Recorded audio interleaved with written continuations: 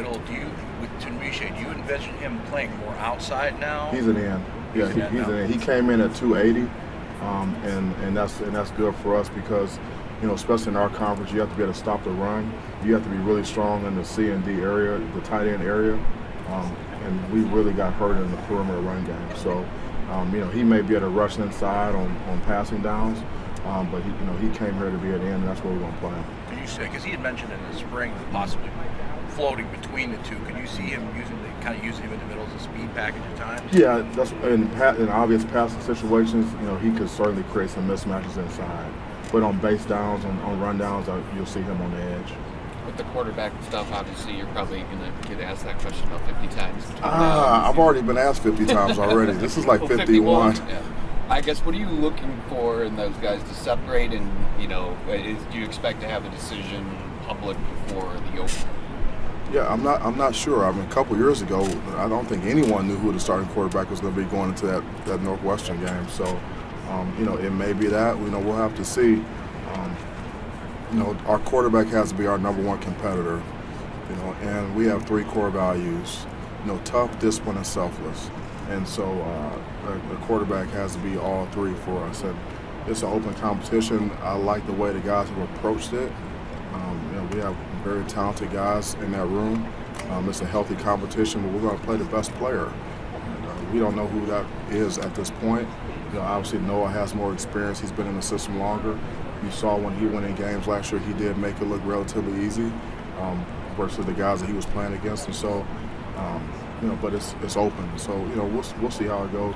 We just need someone to go in there and do what we ask him to do. Lead, run the offense, take what the defense gives them. If it's not there, hit the check down, run it, or knock a beer out of someone's hand in the stands, throw it away, and go to the next play. I mean, we play complimentary football and don't try to do too much. Is it a different fall camp when you're trying to find that position? Like, in other words, you want to put stress on them in different ways to figure that out? Yeah, I mean, the practices, should be harder than the games. We try to create that. And when you have more competition on your roster, the practices are more competitive, and you get better a lot faster. But I remember going into the 2015 season at Bama. I mean, we were repping 3 quarterbacks there, and I don't think anybody knew who the quarterback was going to be. And then, Jake Coker emerges, and we win a national championship. So, same thing at Ohio State. I mean, who knew who Craig Krenzel was before the 2002 season? And so, players, they emerge, and you have a good team around them, that gives you the best chance. We're just not going to ask our quarterback to do too much. Is it safe to say it's a 2-guy race at the moment? No, it's a 3-guy race. What does Sam have to do to play himself into that as a true freshman without having the spring? Yeah, he didn't have the spring, so he's got to come in. He's got to learn what to do. He's got to learn the offense. He's got to gain the trust of his teammates. He's got to be able to execute on a consistent basis better than the other 2 guys. But I mean, Sam was a very, very confident guy. He's got He's got some high goals, and he was clear in recruiting that he wanted to come in and play as a freshman, and that's his goal. And so it's the open. We told him that the competition was going to be open for all of those guys, and so we'll see how it goes. We have 25 practices before the first game. How would you best describe your receivers that you have? Yep. Especially with the addition of Brown from Nebraska. Yeah, it's a talented group with a mixture of veteran players and young guys. You look at like Trey Mosley, he's a veteran guy that sometimes people overlook. But if you think back to the games, every time you throw it his way, he catches it, and he's a little bit faster than what people think. Alante he's shown that he can be productive at this level. And then you look at guys like Tyrell Henry, Antonio Gates, Jaron Glover, guys that are, they all came in together, very, very talented guys, had really good spring. And then, I think you can tend to forget about Montorie Foster. He's been banged up, especially last year, but when he went in games, he was productive and he can make plays. He looked good this spring. He's looked the best he's looked since he's been there, and he's healthy. So, Fitzpatrick had a good spring. So we have some talented guys, and we have quite a few tight ends. We added like 3 tight ends to our roster, all those guys are receiving threats as well. And the tight end is a big part of our offense. We don't have a scheme where a tight end is not on the field. So we look at Malik Carr. We saw what he could do a year ago. Tynell Hopper coming in from Boise. Jalen Franklin coming in from Wisconsin. Mola Filet coming in from Norfolk. He gets 6'7", 245. I mean, those are talented guys that had good springs that can help us in the passing game as well. So we're not going to leave it up to one guy. We're going to have to play complementary football, and everybody's just going to have to do their job. No, you were part of Coach Alvarez's freshman recruiting class in Wisconsin. I was, and back in the day. Right. They've That kind of was had like 40 that same pounds ago. They've kind of had that same identity since that class, with that running game, playing defense, trying to win that way. Moving to the air raid, what was kind of your reaction to seeing that transition at Wisconsin? I really don't have a reaction. I mean, it just remains to be seen how it goes. I mean, Wisconsin's always, we were 1-10 my freshman year, and then the year before we won the Rose Bowl, and it's been a really good program ever since. I don't see that changing. I mean, they have great coaching staff, and Luke's going to do a great job. It's going to be hard-nosed football. Regardless of the scheme, it's going to be physical, hard-nosed football, and that's what Wisconsin's all about. Did you play any game in Japan? No, I was redshirted that year. Yep. No, you Had a broken leg. You said chemistry changes. How do you know the tangible ways? Well, when I meet with the players individually, like over the summer, these individual 15-minute meetings, I ask them about that, and they all tell me that it's better. We've made a conscious effort to schedule events for the players so that they could connect more. And then they've also done things on their own, which is even more important. And so, this is year 27 for me coaching. And so you can tell when players like being around each other, and also when you build mutual trust on a team, then you see guys holding each other accountable more often in a productive way, and that's happening because we're with these guys in the summer. Through the spring and in the summer, there's an 8-week summer program, summer access we have with these guys, where these guys are running, lifting. We can meet with them, coaches are meeting with them, and we can do certain drills with those guys. And so it's not like we don't see them. We've been with these guys, since the season ended for the most part. Is it more important to do that? There you are. Well, how was lunch? Not fast enough. Sleep fast, eat fast. Yep. In this day and age of rosters a bit more transfer portal and more players on the roster coming and going, is it even more important to do what we just elaborated on, which is meeting your players and do those things? It is. I mean, connection and building trust and getting to know guys, off the field is important. They have to get to know each other. In order to coach the guys where we need to coach them, they have to trust us, because we need to be able to push them beyond where they think that they can go, every day to get them better. And if you don't have a connection, you don't have trust, it's hard to get that. It's hard to get that done. So we have to be very intentional about connecting. We used an outside firm called The Program. When we started with these guys in January, and every Wednesday in the summer, they've come in. I think maybe for 7 weeks they came in and worked with the new guys, the guys who had just gotten there, just arrived on campus like in June, to get them up to speed on our culture, how we do things, working with leadership and things like that with some of the guys who have been here. And so that's been productive. That's the first time we've done that. So we put a lot of effort into team cohesiveness and team chemistry. So when you go from outside expectations, do those matter internally? In other words, a year ago, everybody around, there's a swagger, and then when those aren't, does that matter internally, or is that all outside? Does that make it easier to coach a team when those are gone or are there? Or? I think it may matter to some of the guys on the team, maybe some of the younger players who don't have as much experience and don't quite understand. But outside of that, other than those guys, I don't think it really matters, because anyone that knows me knows that I have a high expectation for the program. It was that way when I walked in the door. for winning games and recruiting. I came in talking about competing for championships, going out and recruiting nationally and going out and getting the best players and beating, competing for the best players and signing the best players. And I don't think anybody thought that was going to happen, and it is happening. So there's no one that has a higher expectation than me, and that's communicated to our coaching staff and to our team. So what anyone says outside the program is really irrelevant for me and for the staff. But obviously, it can affect some guys who really just don't have the experience to understand how to handle it.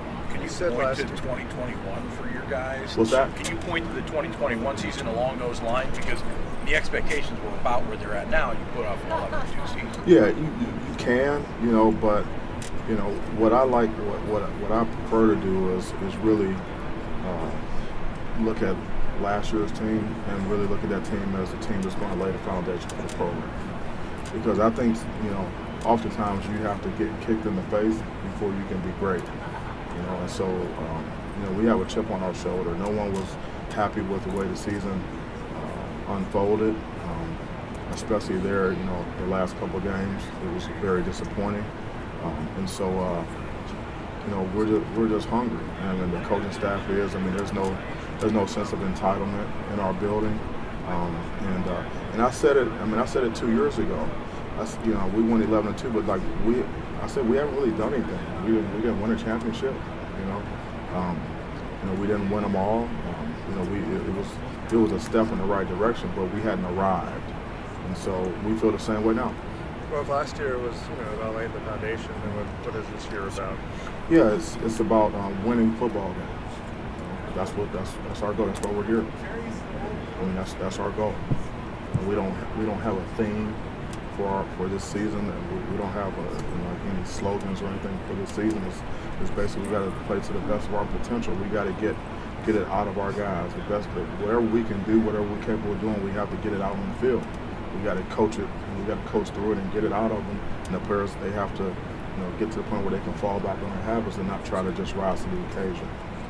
Do you have any update on Darius? I know you're not talking about it. Do you expect him to be? He'll be ready when he's ready. Is he closer though to doing, at least Darius had a being long-term. involved in- Yeah, he had a long-term rehab. Right, so he had a significant injury, and he's been battling.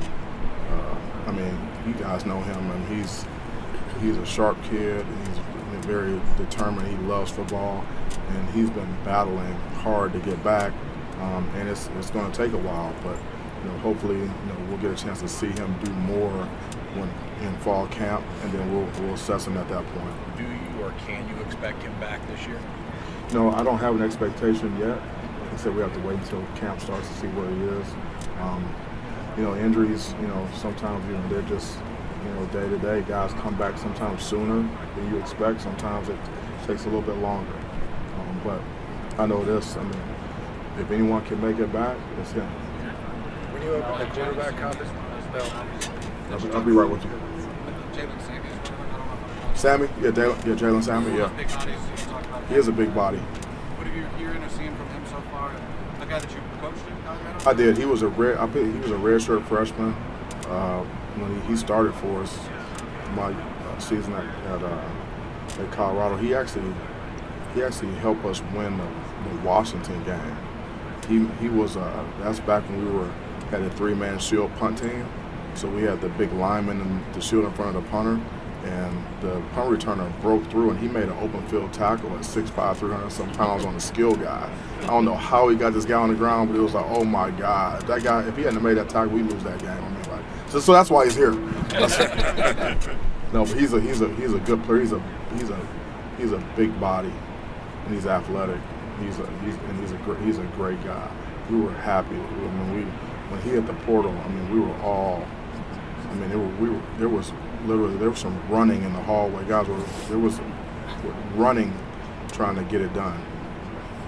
when you opened the quarterback competition in this spring, did you prepare for the possibility that Peyton would transfer? Yeah, we in the past, we would have three quarterbacks on scholarship typically, and then the rest, walk-on players. We decided that we needed to have four, in recent years have 4 scholarship guys. Because what you see in college football is you see guys go through spring and they make decisions after spring if they want to stay or not. And so you anticipate possibly one guy leaving, you're not maybe knowing who, and still having 3 good players remaining, and that was our situation. So we were prepared. Now there's reports that the Michigan game this year will be a night game, prime time. Any early thoughts on that, especially in context? Is that concrete? Is that? It is. It is. It's what's been reported today. Yep, we'll be there. Mel, how would you arrive at the overall state of that rivalry? And I guess what would you say to people who felt like maybe it needed to be reined in somehow after last season? What do you mean reined in? Like maybe it had crossed the line. Yeah. How do you rein it in? I don't know. Is there anything? I don't know how you do that. So there's not a day that's gone by that I haven't heard something about that game. I mean, every day of my life I hear about that game. So I don't know how you rein that in. It just is what it is. Do you take taking a year off been the way to go with that, or no? No, that's never going to happen. That's not even a reality. So why would we want to do that? Are you glad that they protected that rivalry too? Of course. Yeah, I mean, that's what's great about college football. I mean, I've been a part of, we talked about it before. I mean, when you coach in, Cleveland, Pittsburgh, Chicago, Green Bay, Alabama, Auburn, Georgia, Florida, Colorado, Nebraska. I mean, those are big games. I mean, that's why we coach. That's why we play to be in those games and to ultimately win those games. And you're oftentimes you're judged by how you do in those games. So I think it's great. I mean, we don't. I mean, from the day I got here in my initial press conference, I'm not stepping away. I'm not shying away from the challenge of the rivalry. This is the biggest game of the year for us, and it's always going to be like that as long as I'm the coach here. I wanted to ask you too about the kicking and punting situations. Those are obviously 2 important positions. You saw last year with the kicker and losing Behringer. I guess kind of assess where they're at right now. Yeah. So Eck and O'Shaughnessy compete. We got Jonathan Kim and Brusnick competing for the kicking duties, and then we got Hank back. You don't notice a long snapper until you don't have one, right? And so Hank has battled back and he's healthy now, and then we're going to have competition for his backup, and he's a good player. I mean, we had a kid in here that came here to compete with Hank, and after spring ball he decided to hit the portal. So we want to make sure that we have at least 2 really good options at each position, so those guys compete and we can put the best kids on the field. It's important. 100 years of Spartans standing. Yeah. What makes that place special? What's your favorite besides? So my favorite moment was 2 years ago when I saw Ken Walker score 5 touchdowns against school down the road in front of me. That was a madhouse. We had Fox Big Noon was there, ESPN Game Day was there. Barstool was there. I mean, it was we're down 16.5. I mean, there's people. By the time the game was over, people were falling out of the rafters. I mean, that's the woodshed. That's what I remember, and that's what makes it great. I mean, we have great fans, and there's high expectations, and it can get hostile in there, and that's what we wanted. Now you mentioned. Excuse me. Terry Roberts, is he a guy you think will be able to help you right away? I would think so. We'll see. Yeah, he's got a really good skill set. He can run. He's fast, and we need to be able to match up. He's really good in. He's a good tackler. He's good. He's a tough kid. He's good in man coverage, and he's a veteran guy. And we have a lot of young guys in our secondary too. So, Marion Smith and bringing in Samar Melvin, along with him. I mean, those are 3 veteran guys that have played like a lot of football to go with our young guys. So. Special teams too. It seems like I think he's got a track record. Yeah, he's a good special teams guy. All our guys our starters. If you are a starter, you should be on at least one special team. And it helps with your NFL value as well. So. What did you see last year about when you guys used more 4-3 down the stretch? Especially with the linebackers you bring back, is there ways that you can integrate that more this year with the 4-2-5? You just have to match personnel. And when we use 4-3, it's because they have the offense has bigger personnel on the field, maybe less receivers, and it's hard to play 4-3 against teams that have multiple wide receivers on the field, it's hard to match up. It's hard to play man coverage. You know, it's hard to disguise when you have linebackers that have to walk out of the box. You know, and it's just not real good for disguising, for matching up. So we have the ability to match personnel. It depends on who's on your schedule. You know, we go through the schedule. We look at the profiles of the coordinators, and we'll say, hey, there's going to be 3 games this year where we're going to be a lot of 4-3. You know, and the rest we're going to be 4-2-5 or whatever. So it's based upon who you're playing. You said this year's about winning games. So what's your measure of success? What's your measure of failure in that regard? We just want to reach our full potential, and our goal is to win every game on our schedule, and then at the end we'll just add it up. You know, but we're not out here just coaching. We're not just practicing coaching, and we're not just out here just to play and roll our helmets out there. I mean, obviously, if the goal is to win the game, I don't know why we should apologize for that being the goal. That's everybody else's goal out here. Why can't it be ours? With the new TV deal, how is it going to help your team? How is it going to help the league? We'll see. I mean, it's a lot of resources, you know, but that's really not my focus.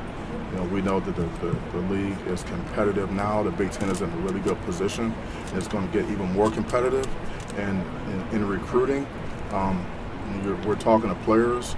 You know, that does come up, and the best players want to play against the best competition. They want to get the best tape for the NFL, and they want to play on huge stages. And I don't know if you can get a bigger stage. When you really look at the numbers of viewership of the Big Ten, the real numbers, the actual numbers, you compare them to the SEC, I think you'd be surprised. What stands out to you about Cal Howard? The body man, John Wick. You see, he's old school. He's extremely old school. I mean, like you talk about 100 years.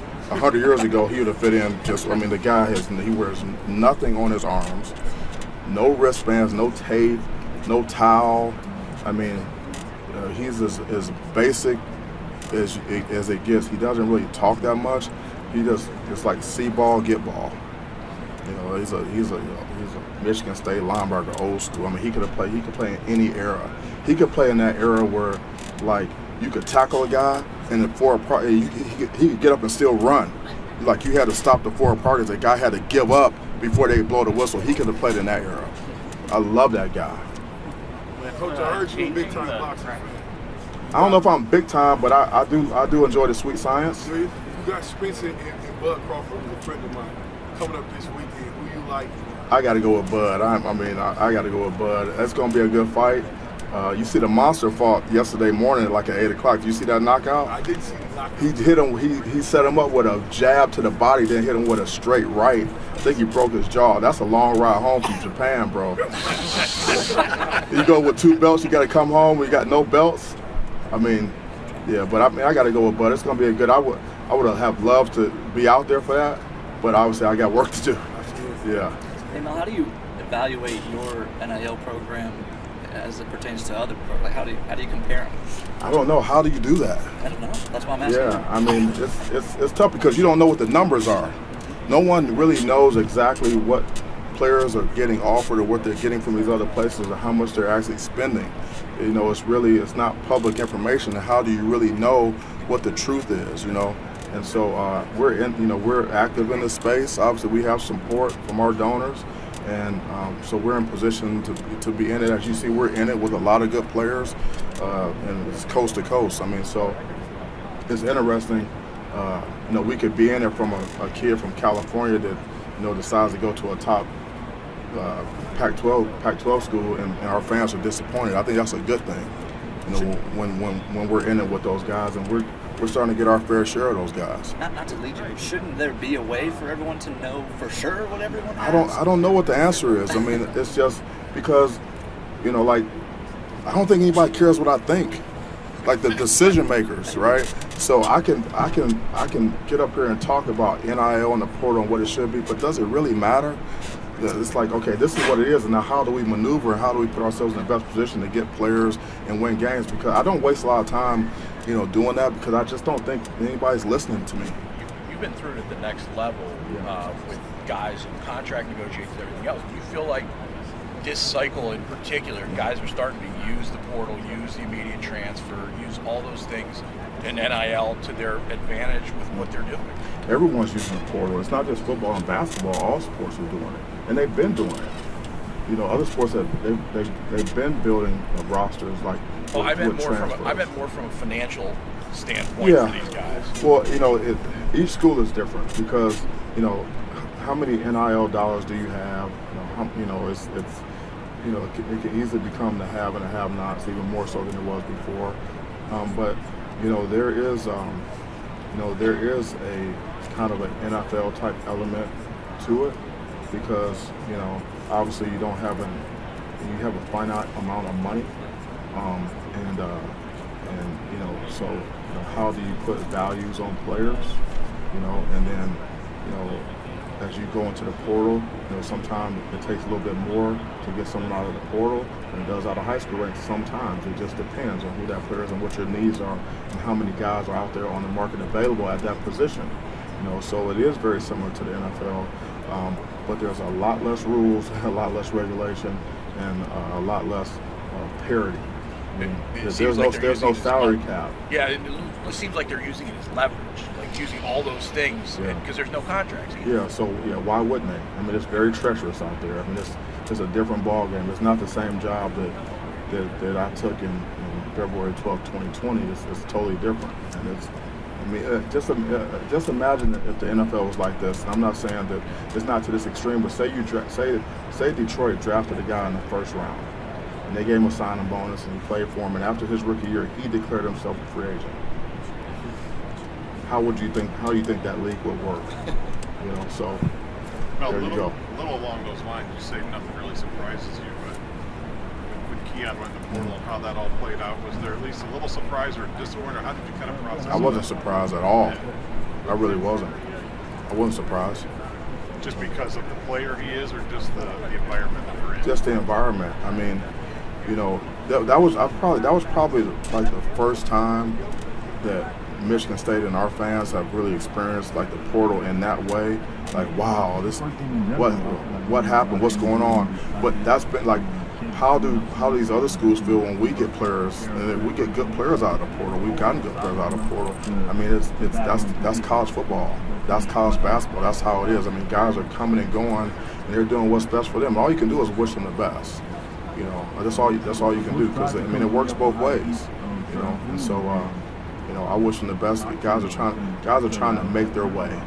They're trying to put themselves in what they think is the best position for them to be successful, to get to the next level so they can take care of their families. That's all they talk about. So we'll just see how it goes. When the Northwestern news came out, when you're a head coach of a program, do you have an immediate sort of maybe double check sort of the intricacies of it, or were you pretty comfortable with what was going on? Yeah, we have a hazing policy like I talked about earlier, and it wasn't like you have to double check. I mean, we see our guys all the time, right? And we have a large staff. We got the 10 accountable coaches, but we have the GAs, the analysts, the quality control guys. You got the Darian Harris of the world, the operations people, you got the equipment people, you got the nutrition people, you got the trainers, you got the strength staff. I mean, we're surrounding these guys, so we know who we have on our team, what's going on with our players. The idea that you wouldn't is almost... Excuse me? The idea that a head coach wouldn't know what's going on is almost beyond the pale to you, or no? Yeah, I mean, it's what I'm saying is with our team, we have a close-knit team, and so we have an anti-hazing policy that's laid out to the players. When we have our team meeting on Wednesday to start camp, we're going to hit it again, and we're going to emphasize it. And so we're going to communicate it. I just think that makes too much sense. The totally different topic. The division's going away, and I know that's a year from now. Do you like that for the Big Ten? Do you like the more, or will you miss the East, so to speak? I'm not going to be a sentimental guy in that regard. I mean, we're still going to have a tough schedule. Yeah, right. But I'm not going to be wishing that it was, that we could go back to that. I'm not going to try to hold on to that.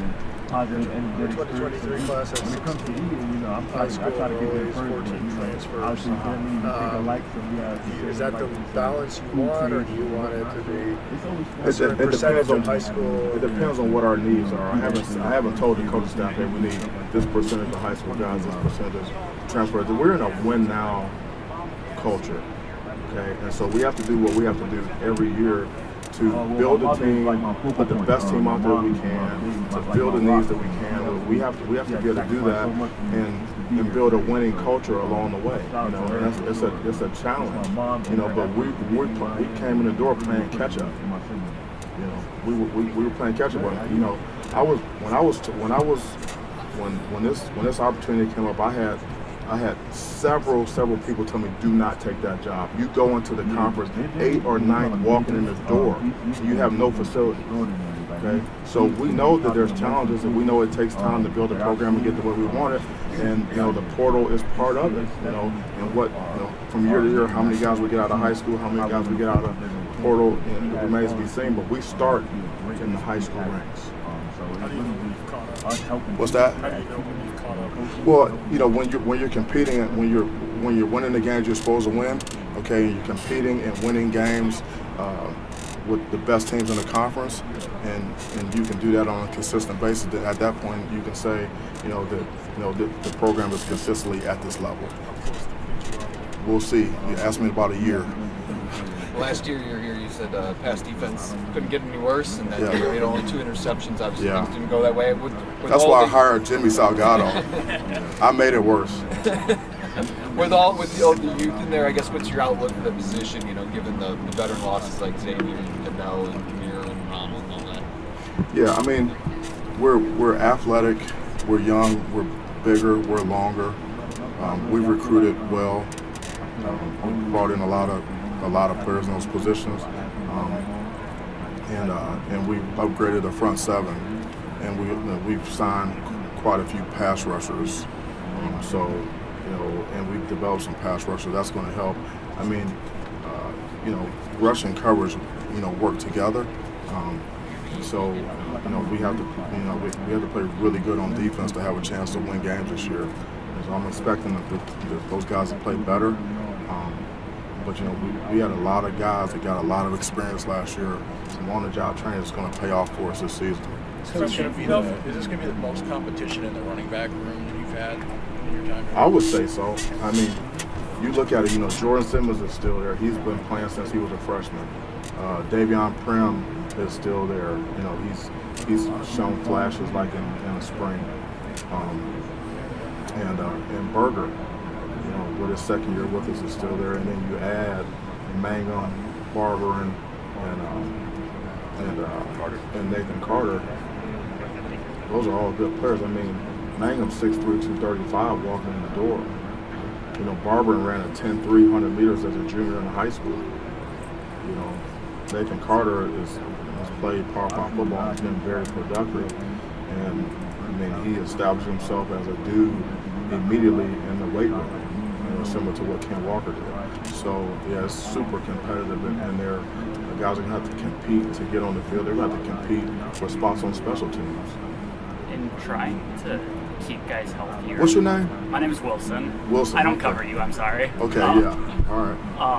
And you mentioned up there, you know, changing practice to try to keep guys healthier. I'm wondering, what's like the process of, you know, conceiving that and implementing that and coming up with new things like that? Yeah, so just, you know, NFL experience. I have a lot of coaches on our staff that coach in the NFL. Our strength coach was like 11 years in the league. My new D-line coach was 11 years in the league. I had 10 years in the league. And we had guys that played in the league and coached in the league. So, you know, in the NFL, you know, you only got 53 guys plus the practice squad guys. You can't afford to get guys hurt.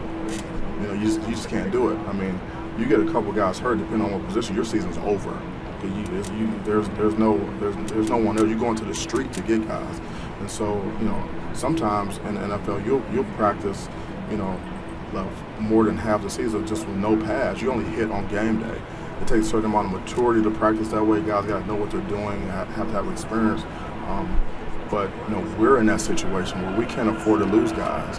So, you know, we use, you know, some of our NFL experience to be able to taper and modify the practices so we could get the players better, so we could get the work in that we needed, but keep them healthy and keep them off the ground.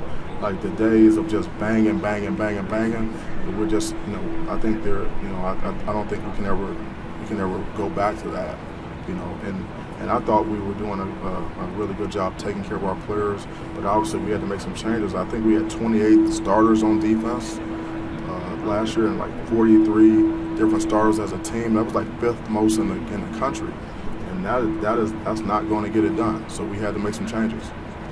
This is very different than the rest of Question Range, but by the way, I'm with the Indiana student television station. But based on after that game against Indiana last year, in early anticipation of that game this year, are your thoughts about Indiana coming into this season? That game's a long ways away from me, and I'm not just saying that. I mean, it's not something I'm really thinking about right now because we start camp. We report on Wednesday, and we're focusing on our 25 practices than our first game, and so Tom's gonna have his team ready. They always play hard. It's always a physical game, and it's going to be a battle. I know that much. So. Hey Mel, from question about Ohio State, and you guys have faced a lot of good receivers from over the last couple of years. I was wondering from your perspective, what makes Marvin Harrison Jr. kind of unique and from a matchup perspective? Yeah, he's fast. He's got good size. He has excellent hands. Even like if you go back to our game last year and you look at some of the plays that he made, those guys were draped all over him, and he came down with the ball and he made it look easy, and he does that on a consistent basis. And there's not very many guys in the country who can do that all the time. He's got really good route running ability. He plays with toughness. Everything that you're looking for in a receiver, he has that. So he might be the best receiver in the country. I haven't seen all of them, but there's not too many better than him. I can guarantee you that. Is his route running unique for somebody with his size? I'd say maybe for that experience, he's got really good size, but I think from his age and the precision, the way he runs his routes, Brian does a great job coaching those guys. Brian played for us when I was at Ohio State, and those guys do a really good job coming back to the ball. They attack the ball coming back downhill, and it puts a lot of pressure on the defense, and it protects the quarterback. So, I think they're just really well coached, and if you see, in their recruiting, it's 5-star after 5-star after 5-star every year in, year out. Those guys come in, they develop them, they put them out there. Those are NFL players. In the context of your long-term goals, do you see this year as a swing year, especially as far as regaining momentum and kind of? I don't see it as a swing year. I see it as this is the next year. This is a fresh year, and we're going to attack it. I don't see it as anything other than that. You guys still going to be shuffling players back to the locker room? Are you guys with the go-karts and the buses, or you guys actually get? We had the go-karts, we had the buses, and we had the bikes. Remember, we had the bikes. We donated those bikes. Yeah. No, we're not doing that. Yeah. We'll be in a new locker room next week, which is huge. Our guys will spend an hour, 2 hours. Because we're a morning practice team. They would stay in the locker room like well after practice was over. Just hanging out with each other, and so that kind of went away when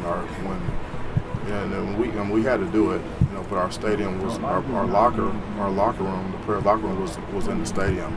They used the game day locker room, and there was, we had buses running and then bikes and scooters and things like that, and guys really didn't hang out over there, and so it's gonna be a much better situation for us. And my experience has been also is that you don't want to go into your game day locker room every day, because you get 12 guaranteed opportunities. You only get so many home games, and so going into your home locker room should feel different, than any other time in the season, any other time in the year, any other time during the week. And so when you're in there every day, I think it takes a little bit, away from that special feeling you get. We're going to get that back this season. One of the things that the roster didn't update the heights and weights. More with the offensive line, what did you see from those guys in the weight room in terms of size, gait? Do you feel like they bulked up, or how do you feel they came out? summer? Yeah, that's an interesting question. Our facilities guy took me through the new building yesterday, and I don't know how we got on this topic, and he said, man, these guys are much bigger than they were 2-3 years ago. He was talking about the linemen. He said they're averaging, they're like 3 inches taller than the guys they were in the past, and so we've made a point to get bigger, you know, especially in the trenches, and so I mean, football is it's a game for big people, you know, and you know, in the trenches, you got to think about this. You have to move a man against his will. The guy wants to go here, you can say, no, you're not going. You got to go there. Well, you need big, strong, physical guys to get that done. And so, you know, we recruited that way. You know, and Jason Novak does a really good job in the weight room. Our nutrition program has grown. When I arrived in East Lansing, we did not have a dedicated dietitian for football, and we virtually had no nutrition program. And now we have that, and so, you know, years and off seasons, out of seasons in the weight room with guys, and recruiting guys with bigger frames, with more size potential, is starting to pay off for us. And I think when you look out there in pregame this season, when we play Central, you look on the field, and you look at those lines. I think you'll see that these guys just have more big bodies. That's going to help us a lot. All right, last one here for Coach. What's the best model for this sport going forward when it comes to roster construction? I mean, sorry. Would you be in favor of if players signed multi-year agreements, or if there was a rev share component, if that gave coaches more certainty over what the roster looks like? What's your perspective on the best way to move forward? I don't know. I really don't. I mean, that's so complicated, and I haven't really focused on that. Again, this is a new landscape for a lot of people. Everybody's trying to figure it out. And I don't know if anybody has the answer, and I certainly don't. You know, we're just trying to navigate best we can within the structure that we have right now. Appreciate that. Yep. Thanks, Coach. Thank you. See you next time. Go Green. Safe travels back. Thank you.